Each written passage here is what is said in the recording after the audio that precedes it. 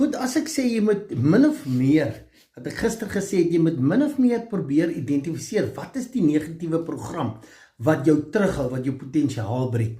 Nou ek wil nie jou daar in 'n heksejag sit en jy moet nou gaan grou nie. Jy weet, 99% van die tyd weet jy dadelik, wat het dit geaktiveer? Of het vrees is, of het minderwaardigheid, of het verwerping is, of het 'n verslawing is. Wat het gebeur? Wat het dit geaktiveer dat jy daar gaan?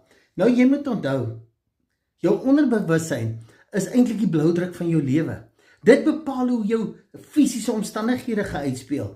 En dis hoekom dit is 'n rekordhouding van al jou verlede se ervaring, positief of negatief. En dis hoekom jy sal kan eerlik met jouself raak in die proses. En ek gaan vorentoe ietsie verduidelik daaroor indien jy die program in die verlede het. Maar die proses is, wees eerlik met jouself.